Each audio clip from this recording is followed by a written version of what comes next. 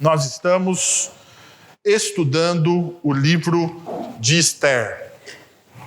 Nós estamos fazendo um estudo sistemático, expositivo, do livro de Esther. E como começamos semana passada, a nossa série se chama A Comunidade da Diáspora, Discípulos em uma Cultura Secular. É essa nosso tema, E semana passada a gente deu a introdução a isso, O que seria essa comunidade que está dispersa, durante esse momento onde nós não estamos com essa linguagem santa como nós temos neste momento, Nós estamos aqui agora reunidos entre os irmãos, falando a mesma linguagem, tendo os mesmos pensamentos, pelo menos, aparentemente, porque eu não estou no coração de ninguém, mas aparentemente todo mundo aqui está com o mesmo foco na adoração ao Senhor. Mas um dos grandes problemas que nós estamos vivendo hoje, dentro da nossa cultura, aquilo que nós chamamos de cultura secular, é a agressão à fé cristã. A fé cristã tem sido gradativamente agredida em vários aspectos. Eu gostaria de colocar nesta manhã para vocês pelo menos dois aspectos. Dois aspectos que a nossa cultura tem agredido a fé cristã. Primeiro, a nossa cultura agride a fé cristã, legando ela a um âmbito da vida privada. Ou seja, a minha fé só se interessa a mim. Eu não posso expô-la, eu não posso colocá-la às vistas de ninguém, porque a fé, na sociedade secular ao qual nós estamos inseridos, ela priva a gente disso. Não, a fé é sua, e você deve vivê-la ela de maneira privada. Não deve ofender ninguém. Isso tem se alastrado junto daquele discurso que nós temos do politicamente correto. Ainda mais para a fé cristã, porque a fé cristã ela vai dizer algumas coisas que politicamente correta da nossa sociedade secular está errada. Por exemplo, a fé cristã ela vai dizer que Jesus é o único caminho, verdade e vida. Que não existem vários caminhos. Perceba, a narrativa secular vai dizer o seguinte: todos os caminhos levam você a Deus. Essa é uma narrativa secular. Então não importa qual caminho você tome. Porque todos os caminhos levam a Deus. A Bíblia, a narrativa bíblica, vai nos dizer, não são todos os caminhos que te levam a Deus. Isso não é uma verdade, isso não é aquilo que a Bíblia expõe como verdade. Porque para a Bíblia, o único caminho que te leva a Deus é Cristo Jesus. Jesus ele vai dizer, eu sou o caminho. Eu sou a verdade. Perceba, não existe outro caminho, não existe outra verdade. E esse caminho e essa verdade é o que produzem vida. Então, quando a sociedade secular agride a fé cristã, dizendo o seguinte, não, a sua fé é sua e você vive ela no âmbito privado. O que acontece? Isso cria uma dicotomia tóxica. Pois a fé, vivenciada nos seus princípios, e enclausurada nas nossas casas ou nas nossas congregações, perdem o testemunho. Perdem um testemunho. O que eu estou dizendo com isso? Perceba uma coisa. Se você não testifica, não testemunha que Jesus Cristo é o caminho, a verdade e a vida, como a Bíblia nos ensina, logo você está negando o quê? Aquilo que Jesus é. Então perceba, a sociedade secular diz, a fé cristã é para o seu âmbito privado da sua vida social. Você vive a sua fé no seu templo, ou no local que nós estamos hoje aqui, congregados, com essa linguagem santa. Você vive a sua fé no seu quarto em secreto na sua casa, mas você não vive a sua fé na sua vida secular, ou seja, no seu trabalho, na sua universidade, nos seus relacionamentos. Porque você precisa enclausurar a sua fé. Ela é sua. Qual que é o problema disso? Dicotomia. E essa dicotomia tóxica faz com que tenha uma desassociação entre o testemunho e o discurso. Perceba uma coisa. Quando existe essa desassociação entre o testemunho e o discurso, o que eu estou dizendo de testemunho? É a vivência. Quando eu vivo a fé cristã, eu estou testemunhando. Então a fé cristã, ela não é uma fé, ou ela não é um conceito filosófico. Ela não pode ser um conceito filosófico. Você precisa entender isso. A fé cristã não é mais uma filosofia de vida. Não é mais um credo que te ensina algo, tipo, como viver sua vida melhor. Não. A fé cristã, ela é experiencial. Ou seja, você experimenta isso dia após dia na sua vida com o seu testemunho. E quando a gente desassocia o nosso testemunho com o nosso discurso, nós nos tornamos hipócritas de coração. Por quê? Olha só, você pode falar o seguinte: bom, vamos falar sobre amor. Mas eu não preciso viver o amor. Eu posso falar sobre o amor, mas eu não tenho necessidade de amar as pessoas, porque afinal de contas, a fé cristã é para o âmbito o quê? Privado. Vamos falar então sobre perdão. Vamos falar sobre perdão. Vamos ensinar sobre perdão. Mas perdoar é um negócio muito difícil. O conceito é bacana, o conceito é bonito. A ideia faz bem ao meu coração, mas viver esse negócio de perdoar a pessoa, não. Então perceba, você tem um discurso, mas isso não se torna algo visível, experiencial, uma experiência viva na sua vida. Você pode falar, então, de amor aos pobres. E muita gente fala de amor aos pobres. Vende tudo que você tem e dá aos pobres. A gente ouve isso, E ouve isso de maneira hipócrita, porque a gente ama os pobres à distância. De uma distância bem segura. Vamos amar os pobres, mas vamos amar eles à distância. Então perceba, hipocrisia. Isso é um legado da nossa cultura secular dentro da nossa fé. Uma outra coisa que acontece, um segundo aspecto que agride a fé cristã, é aquilo que eu chamei semana passada de uma fé por colagem. Como sabemos, a nossa cultura pós-moderna é altamente espiritualizada, porém, essa espiritualização está envolto de um hedonismo humanista exacerbado, ou seja, eu adoro a mim mesmo e o que faz bem para mim. Então a divindade, ela não é transcendente, a divindade não está em Deus que está fora de mim. A divindade na sociedade secular, ou nesse hedonismo humanista exacerbado, está onde? Em mim. Em mim. Então, tudo que acontece, o eu se torna o sentido de tudo que existe. E tudo que existe nessa vida, existe para servir o quê? O meu eu. Então perceba, Deus nessa sociedade secular, nessa espiritualização pós-moderna, ele é um garçom. Ele é um iFood. Já teve uma experiência com o iFood? Nessa pandemia? Não estou fazendo propaganda porque eu não ganho absolutamente nada do iFood. Até deveria, né? Mas não ganho nada. Mas deixa eu falar. Por que ele é tipo um aplicativo, tipo uma prateleira?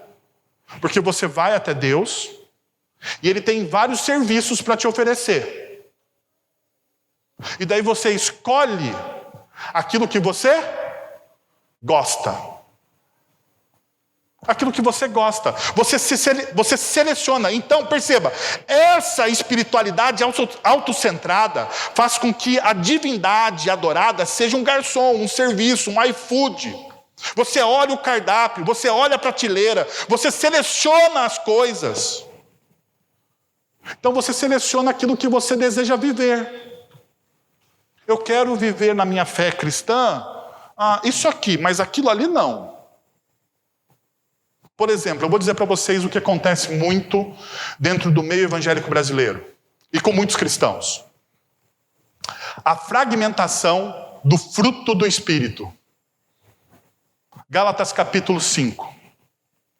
Lá diz que nós temos o fruto do Espírito. E o fruto do Espírito que está no singular, tanto no grego quanto no português, né, diz o seguinte: o fruto do Espírito é amor. Não é isso que está lá? É isso que está lá. Então você pega, abre e vê. O fruto do Espírito é amor. E daí ele começa algumas características daquilo que é o fruto do Espírito. Longanimidade, benignidade, mansidão, domínio próprio. E vai falando, e vai falando. O que nós fazemos na nossa espiritualidade? Nós selecionamos algumas coisas que nós achamos que é bom para... olha só, aqui dentro desse negócio de fruto do Espírito, o melhor é... eu preciso ser um pouquinho mais paciente com as pessoas. Mas esse negócio de... eu sou paciente, mas manso eu não quero ser. Manso é para aqueles bobões, manso não. Eu sou um italiano, sangue quente, então eu não quero mansidão. Mansidão me agride demais. Então perceba, o que nós fazemos muitas vezes? Nós olhamos para as verdades das Escrituras e selecionamos aquilo que a gente gostaria de viver, de aproveitar. E a gente faz isso em todas as coisas. E nós nos tornamos, então, o quê? Cristãos fakes. Está tanto proliferada essa ideia de fake, né? Fake news, né? Nós todos nos tornamos uns falsos cristãos. Falsos cristãos. A nossa espiritualidade é rasa, é vazia. É fragmentada, é uma colagem. Então perceba só. E o pior de tudo isso, deixa eu te dizer, e o pior de tudo isso, até nós temos uma base bíblica para isso, para fazer essa coisa. 1 Tessalonicenses capítulo 5, verso 21 diz: retém o que é bom. A gente olha e fala assim: não, eu vou só reter o que é bom. O que não é bom eu jogo fora. Mas perceba uma outra coisa, o grande problema. Qual é o filtro que você usa para reter o que é bom? Qual é o filtro que você usa para reter aquilo que é bom? O seu coração, os seus desejos, as suas vontades. Agora, deixa eu entrar um pouco mais a fundo no seu coração. Os seus desejos, as suas vontades, as suas opiniões, é um bom filtro? É um bom filtro para reter aquilo que é bom? Fale para mim. Você acha mesmo? Então a gente até tem uma base bíblica para isso. A gente constrói essa base, porque é colagem, né? Se você pegar o texto de 1 Tessalonicenses 5, 21, você vai perceber que ele está num contexto muito maior, e o que Paulo está dizendo não tem nada a ver com isso que eu estou falando. Mas a gente faz exatamente isso. Retém o que é bom. Olha, o que ele não falou, se aquilo que ele falou, se aquilo que o pastor hoje pregou para você na sua igreja, se aquilo que o professor da escola bíblica dominical te ensinou e confrontou o seu pecado, faça uma coisa: retenha o que é bom. Joga aquilo que você não gostou fora. Isso chama-se espiritualidade secular. Isso é um cristianismo não bíblico. Pergunta: você vive assim? Você vive assim? A sua fé é privada? A sua fé não tem efeito nos seus relacionamentos? A sua fé não tem efeito no seu trabalho? A sua fé, ela é só esse momento aqui, onde você se reúne com o povo de Deus e tem uma linguagem santa. Mas ela não afeta nenhuma outra esfera da sua vida. Então perceba, você está vivendo uma espiritualidade secular. Você está vivendo uma espiritualidade secular. Então por isso que nós estamos estudando Esther. Por que nós estamos estudando Esther? Porque Esther, ela é aquilo que eu vou chamar para vocês de anti-herói. Anti-herói.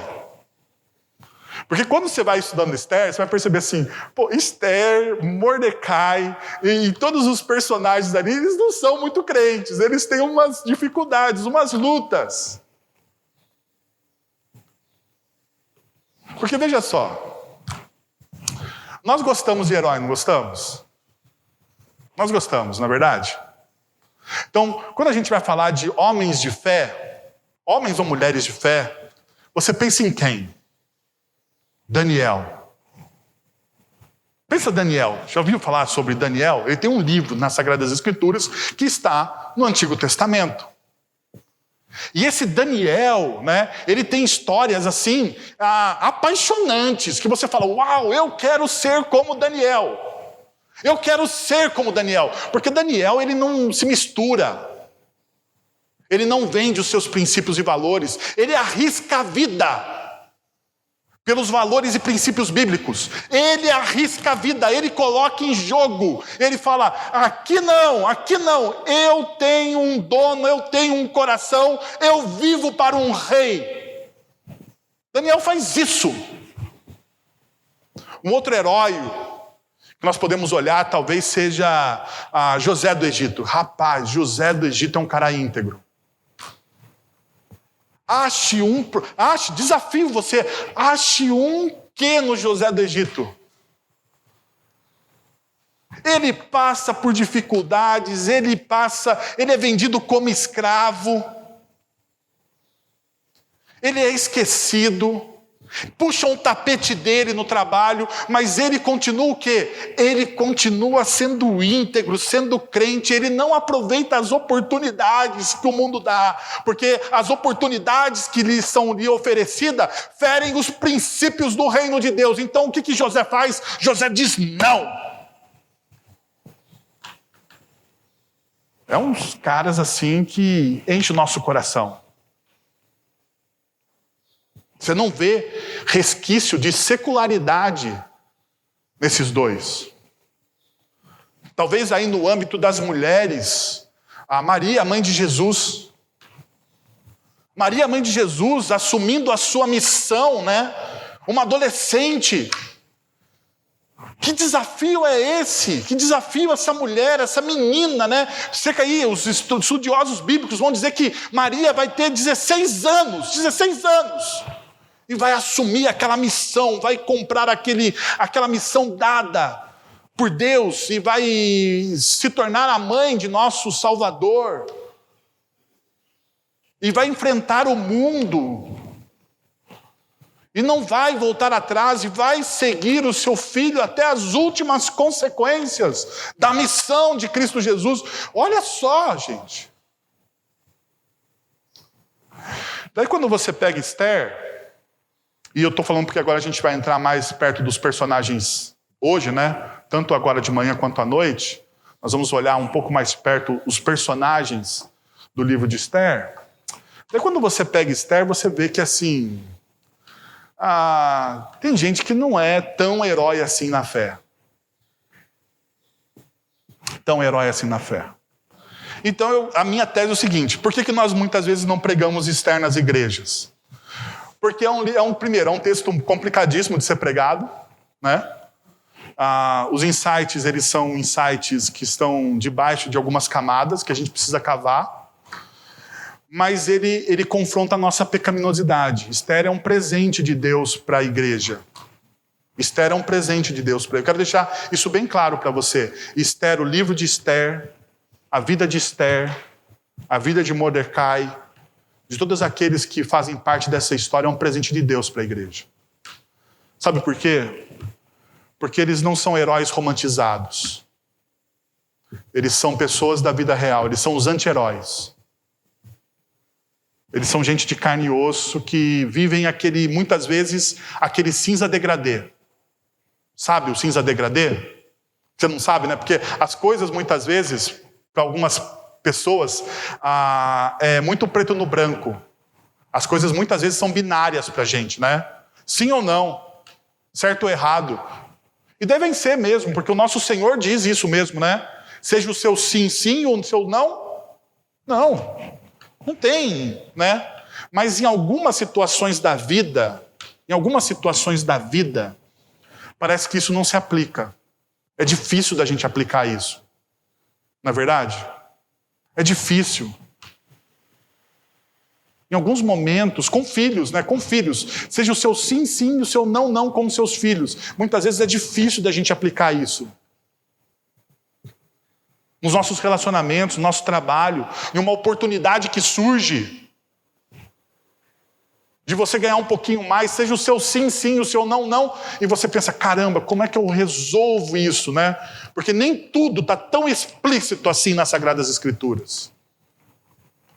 Então, feita essa introdução grande, abre comigo aí em Esther capítulo 2, a partir do verso 1, e hoje pela manhã, perceba, quero lembrar você de uma coisa. Nós estamos estudando o livro de Esther de manhã, pela manhã, no nosso culto da manhã, e no nosso encontro noturno. Então, nós vamos, se você quer acompanhar a série toda, você precisa mais tarde ouvir, né, o que vai ser pregado hoje à noite. E se você quer acompanhar de maneira íntegra, você precisa ter ouvido, né, se você não teve aí nos encontros, o que está gravado e o que já está disponível aí dentro das nossas plataformas de podcast da nossa igreja. Então você pode acessar lá, nas redes sociais estão todas as mensagens gravadas. Então abre aí Esther capítulo 2, a partir do verso 1, diz o seguinte: algum tempo depois, quando cessou a indignação do rei Xerxes,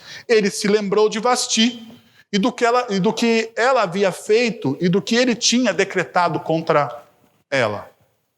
Então os conselheiros do rei sugeriram que se procurassem belas virgens para o rei, o que se nomeassem comissários em cada província do império, ou seja, lembre-se, 127 províncias, a maior parte do mundo antigo, né? Do império, para trazerem todas essas lindas moças ao harém da cidade de Suzã. Então, outra coisa que você deve grifar aí, que muitas vezes não está na nossa cultura: harém da cidade de Suzã. Ok? Elas estariam sob os cuidados de Hegai, oficial responsável pelo harém, e deveriam receber tratamento de beleza. A moça que mais agradasse o rei seria a rainha no lugar de Vasti. Esse conselho agradou o rei e ele o pôs em execução.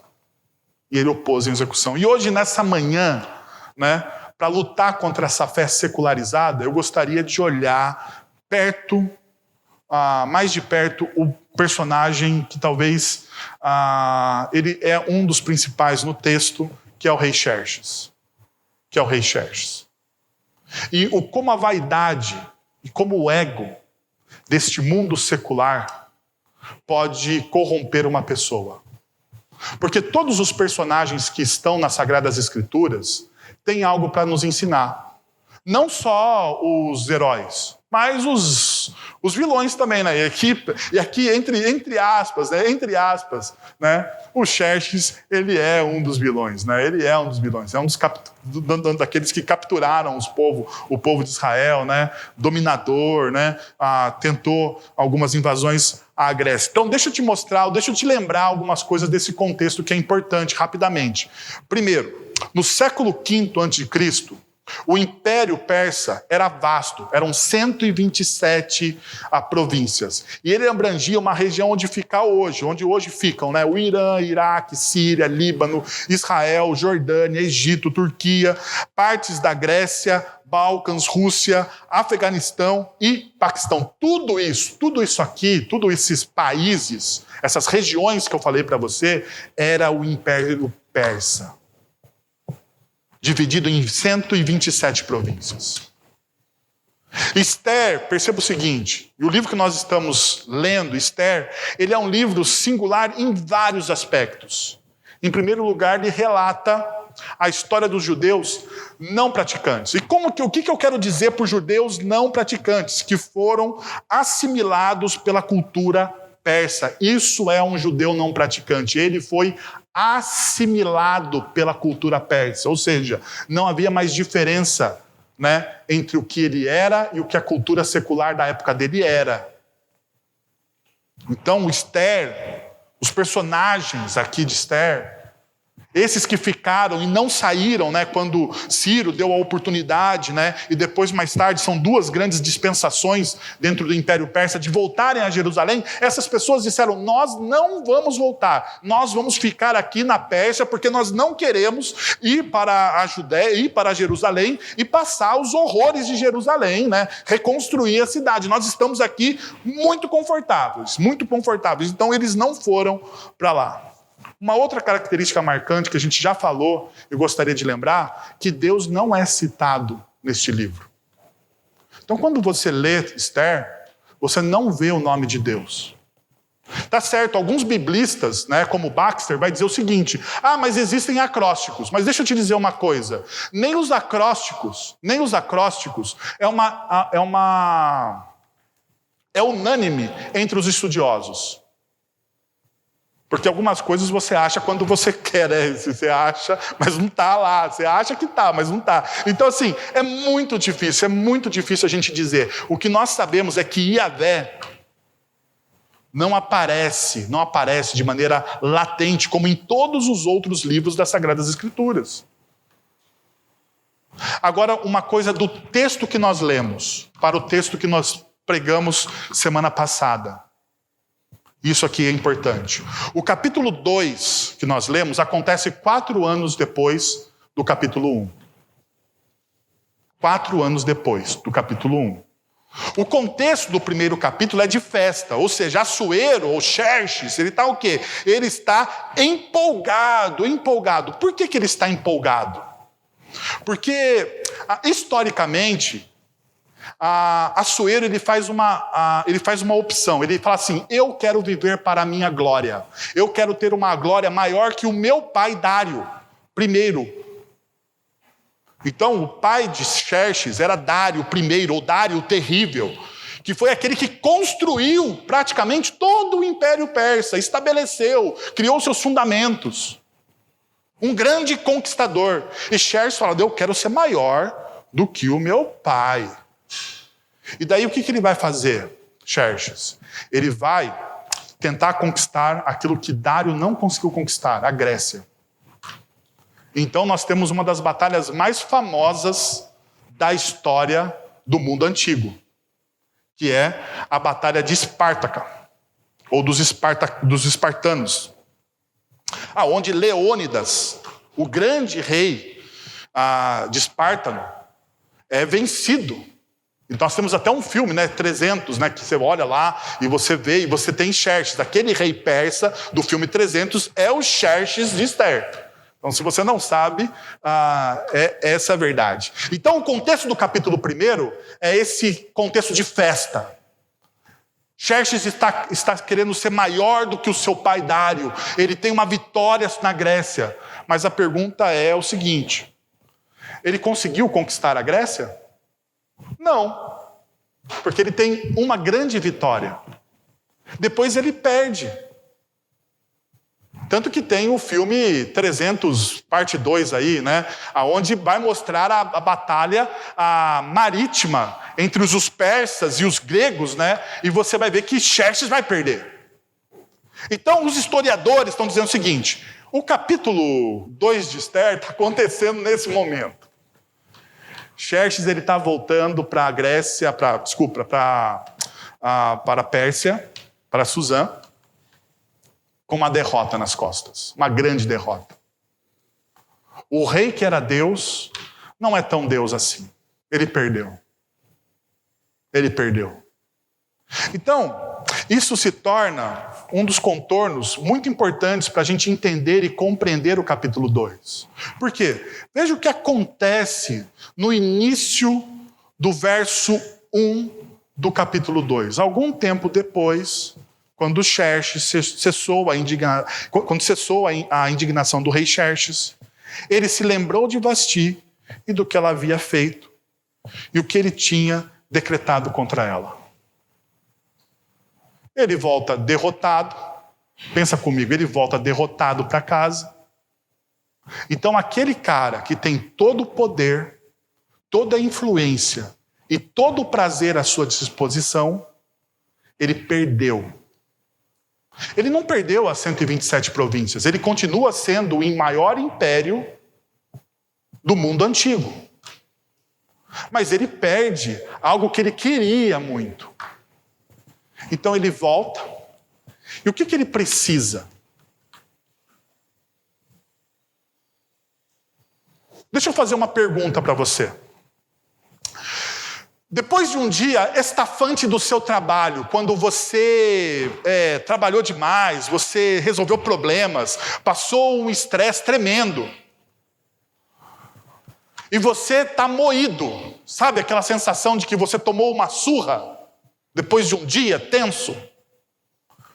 Quando você chega em casa, o que você precisa? Xerxes precisava de cafuné, mas ele não tinha. Tanto que o texto é claro. Olha só, ele se lembrou de quem? De Vasti, da rainha. É lógico, no hebraico não existe a palavra saudades, zakar.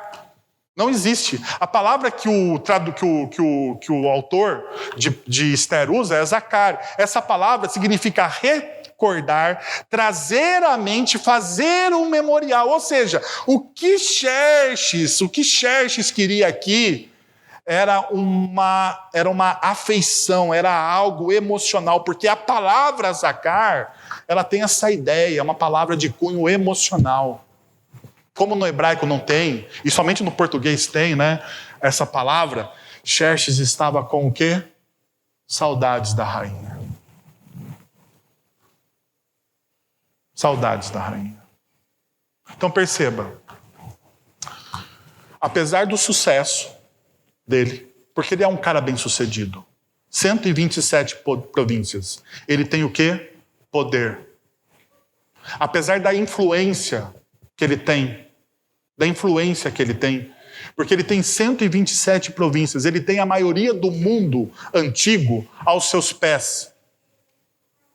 Ele tem a maioria do mundo antigo aos seus pés. Então ele tem o quê? Dinheiro.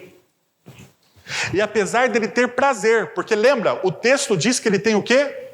Um harém. Ele tem um harém. E não seja romântico. O harém aqui eram mulheres objetos que serviam sexualmente o rei Xerxes. Ele tem um harém, então ele tem o quê? Prazer, ele tem sexo. Pergunta: sucesso, poder, influência, dinheiro, prazer ou sexo completam o coração de Xerxes? É o que ele precisa depois de uma derrota? É o que ele precisa depois de uma derrota? Ele precisa de afeição. Ele precisa de amor. Mas ele tem?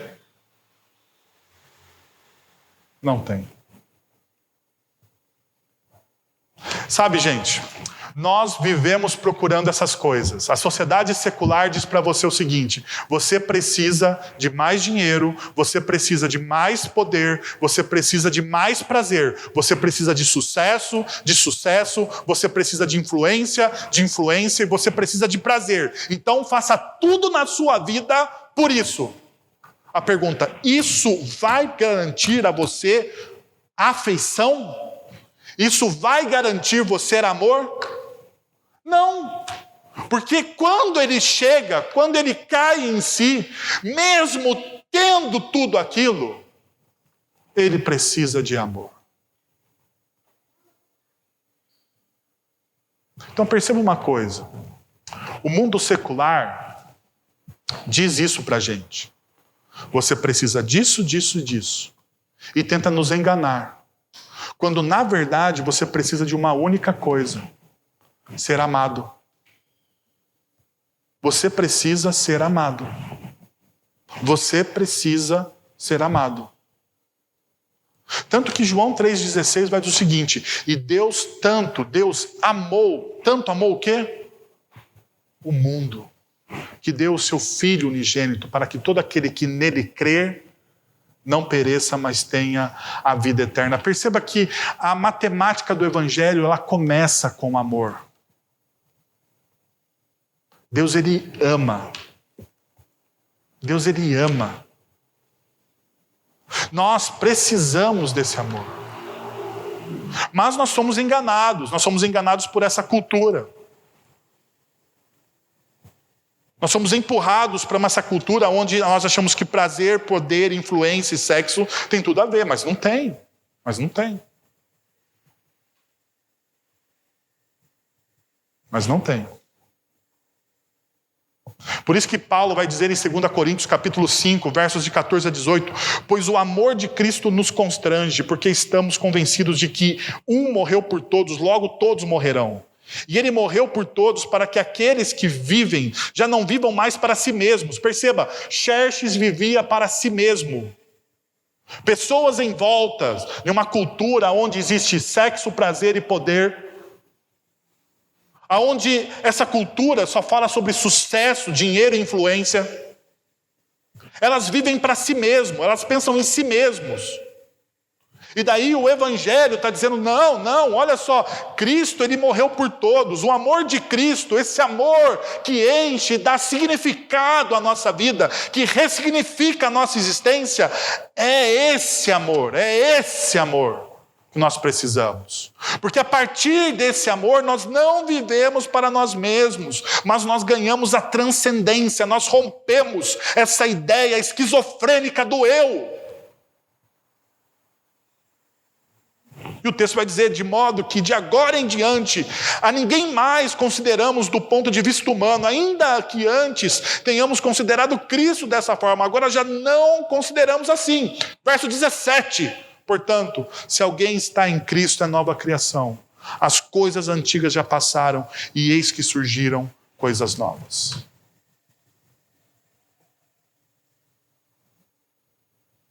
Perceba uma coisa. Sucesso, influência e prazer prometem o que para você? Novidade de vida todo dia. Não é isso? Quanto mais dinheiro, quanto mais sucesso, quanto mais influência, quanto mais prazer, a sua vida será empolgante. É verdade isso? Isso é uma mentira. A única coisa que pode te prover uma novidade de vida todos os dias na sua vida, segundo o apóstolo Paulo, é a nova vida em Cristo Jesus. Um segundo aspecto de Xerxes é que nessa sociedade inflamada pelo ego secular, aonde o Deus da sociedade é o eu, o arrependimento não tem lugar. O arrependimento não tem lugar. Olha o que diz o verso 1 do texto de Esther. Do que ele havia feito e do que ela tinha feito e do que ele tinha decretado contra ela. Xerxes, ele tem saudades de Vasti. Então, emocionalmente, ele precisa de alguém que lhe dê afeição. Mais do que prazer, é afeição. É aquele abraço no final do dia. Só que daí ele lembra o que aconteceu. Mas na sociedade do ego, não existe espaço para o arrependimento. Porque você precisa lembrar, então, o que ocorreu. Daí você volta a capítulo 1. Abre aí, capítulo 1 de Esther vai te mostrar o que aconteceu a partir do verso 10. No 7º dia, quando o rei Xerxes já estava alegre por causa do vinho, ordenou aos 7 oficiais que o serviam, que trouxessem à sua presença a rainha Vasti usando a coroa real. Ele queria mostrar aos súditos e aos nobres a beleza dela, pois era de fato muito bonita. Quando, porém, os oficiais transmitiram a ordem do rei à rainha Vasti, esta se recusou a ir e o rei ficou furioso e indignado. Perceba, a sociedade do Oriente Próximo antigo era machista e a mulher, ela era um objeto. Você goste ou não, é uma característica daquela época. Então você precisa ter isso em sua mente. Quando você está lendo esse texto, você não está lendo esse texto na perspectiva pós-moderna feminista. Você tem que ler o texto no contexto dele, ok? Então tá, se nós estamos nessa mesma página, perceba o seguinte que acontece. Xerxes deu uma festa de 6 meses. De 6 meses e 7 dias, foi isso, né? 180 dias de festa, de mais 7 dias, mais uma semana de festa. E daí, nessa semana, nessa última semana de festa, Xerxes estava o quê? Ele está bêbado. Porque está dizendo aqui, alegre por causa do vinho. Em outras palavras, trocando no português corriqueiro, ele está bêbado. E o que ele faz? Ele pega os seus oficiais, os eunucos que o serviam, e fala o seguinte, olha, vai buscar, tragam para mim, tragam à minha presença a rainha Vasti. E o texto, tem um porém nesse texto que muitas vezes nos escapa. Traga ela usando a coroa. E semana passada algumas pessoas ficaram escandalizadas, mas boa parte dos rabinos que interpretam esse texto diz o seguinte, essa palavra de Xerxes é, tragam Vasti nua, trajando somente a coroa. Por quê? Porque a coroa, meus irmãos, é lógico, a coroa em uma rainha é um acessório corriqueiro, não é? Ela está em uma festa, ela estava dando uma festa. Então, diante de um grande banquete, a coroa no rei é algo corriqueiro, ela está no exercício do seu poder. Por que a ênfase? Porque era somente a coroa. Daí perceba uma coisa, em uma sociedade machista, onde a mulher é um objeto, exibir mulheres e a beleza da mulher é normal. Mas o que irritou tanto Vasti a ponto dela enfrentar o rei com a própria vida? Usar somente a coroa. Tanto que ela vai dizer o quê? Não vou. Não vou. E ela faz isso. Ela diz, não vou. Versículo 12. Quando, porém, os oficiais transmitiram a ordem do rei à rainha Vasti, esta se recusou a ir. Quando o rei dá uma ordem e você se recusa, no mundo antigo, você é penalizado com o quê? Possivelmente com a morte. Por quê? Porque Xerxes passou dos limites com a rainha. E ela falou, eu não vou. Desse jeito que ele está pedindo, eu não vou. E existe as duas expressões do verso 11, no final do verso 11, a beleza dela, pois ela de fato era muito bonita, essa repetição de beleza e beleza, de bonita e bonita, dentro do hebraísmo, né, está se referindo à beleza física de Vasti. Então, o que Xerxes queria mostrar? E Vasti recusou. Certo? Lógico, certo. A integridade dela. Mas perceba, deixa eu lembrar vocês. Em que momento você vê Xerxes se arrependendo? Dizendo, eu pisei na bola, passei dos limites. Eu sou o rei, eu posso todas as coisas. Mas é melhor pedir perdão, pedir desculpa. Você vê em algum momento isso acontecendo? Por quê? Por causa do ego. Ele é o rei.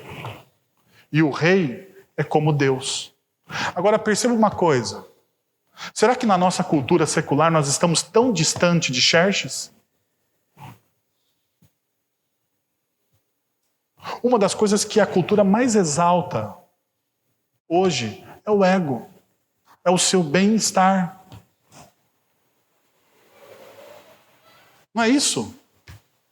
Filmes, livros, revistas, coaches, os famosos coaches. Tudo é para o seu bem-estar, tudo é o seu ego.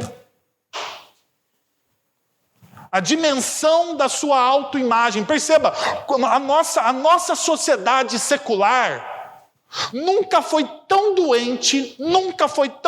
A nossa sociedade hoje, pós-moderna secular, é a sociedade que mais usa remédios que influenciam o psique. A grande doença da pós-modernidade é o quê? É a depressão. Por quê? Porque o ego nunca foi tão inflado. Nunca foi tão inflado. É uma doença grave. E eu não estou desmerecendo absolutamente ninguém. Porém, a gente precisa lidar com a verdade. Veja as redes sociais. Você sempre tem que postar algo muito mais legal do que a pessoa que postou antes de você, porque você, afinal de contas, você precisa mostrar que a sua vida também é boa. É tão boa quanto. É tão bacana quanto. Então, perceba uma coisa, não existe espaço para o arrependimento. Xerxes em nenhum momento esboçou arrependimento. E agora, meus irmãos, eu gostaria de pedir para vocês uma enorme atenção nisso aqui. Por quê? Porque uma das disciplinas que nos falta para o nosso crescimento espiritual é a disciplina do arrependimento. E arrependimento não tem a ver com remorso. E nem com consciência do que você fez é errado. Perceba uma coisa. Xerxes teve o quê? Saudade, se lembrou de Vasti. Ele tinha consciência. Eu vou fazer uma aposta, porque o texto bíblico não me dá essa... Vou ser bem claro para vocês. O texto bíblico não me dá essa interpretação. Mas lendo os textos, orando e sentindo no meu coração, que é um péssimo filtro, mas eu vou falar para vocês. Xerxes tinha consciência do que ele fez era errado? Tinha consciência do que ele fez era errado. Tanto que ele sentiu saudades. A ofensa de Vasti não foi tão grave. Mas não havia espaço para o arrependimento. Sabe por quê? Porque arrependimento não tem a ver com remorso ou ganhar consciência daquilo que você fez ser errado. Arrependimento tem a ver com Efésios capítulo 4, versos 22 e 24. Quanto à antiga maneira de viver, vocês foram ensinados a despir-se do velho homem. O que é arrependimento? É despir-se do velho homem. Então, se você precisa definir arrependimento na sua vida, é despir-se. Despir-se. Arrependimento é despir-se do velho homem que se corrompe por desejos enganosos e serem renovados. Ou seja, você se despe de algo e se renova com outra coisa. Arrependimento é exatamente isso. Você precisa entender isso. Você precisa se arrepender.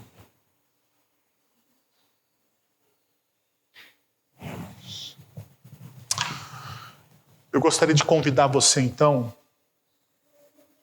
nessa manhã, a pensar nessas duas expectativas que o rei Xerxes nos traz.